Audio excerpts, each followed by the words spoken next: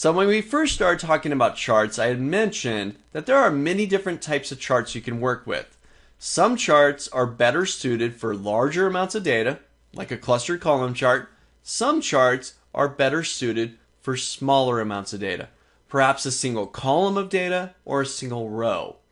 An example of this would be a pie chart. Take a look. Let's look at how you create a pie chart within Microsoft Excel. So I'm going to go back to my Q1 sheet, back to where all my data is at. There we go. Now, remember the first step is to select the data that you want to chart. So I'm going to grab the same range that I grabbed earlier. I'll grab from A3 down to D8. There we go. Now with that data selected, I'm going to create a pie chart.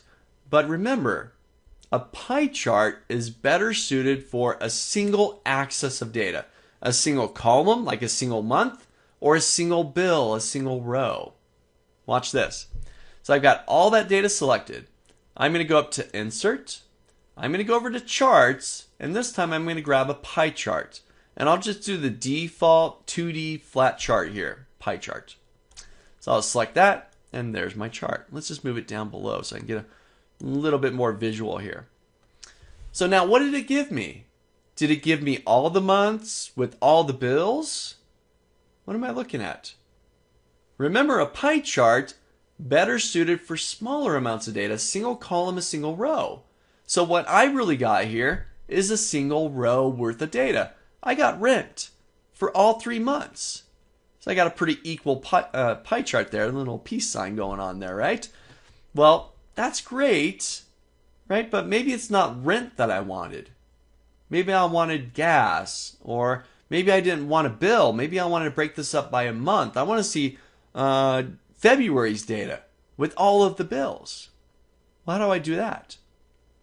We talked about changing the data source earlier. Remember that? Take a look. I'll select my chart, scroll back up. Remember the color-coded areas? Now let's say I only want a specific month. I only want February. So I'm just going to grab the blue bar, just shrink that up. Let's grab this side as well. Let's shrink that up. And now I've just got February data. Oh, but I'm only looking at rent. That's weird. February rent. It's not much of a pie chart. I need to make a change here. Again, with my chart selected, I'm going to go to the Design tab, and I have this feature called Switch Row Column. Right now, I'm looking at this by row, a single row worth of data, rent for a single month. I'm going to change it from row to column, and I'll give this button a click. And now I've got February with all the bills. One button press, actually 2. Change the data source, and then I've switched the row column. Now let's try the opposite. I've got just a single month, but maybe it's a bill that I want. I want to get credit cards. So first I'm going to swap my data here. I want to get just credit cards, so I'm going to shrink this up, get just credit cards, but right now that's just for February. So if I look down here at my chart, it's February again, but it's just credit cards. But you know what? I need to stretch that out so I get each of the months. Let's get January and March in the mix. Let's look at my chart again. Ooh, now I'm just picking up on January for credit cards. What do I need to do? I need to switch the row column, because right now I'm looking at a single row. Right? So I'm going to hop back up here, or a single column. Excuse me, I'm looking at a single column, a single month.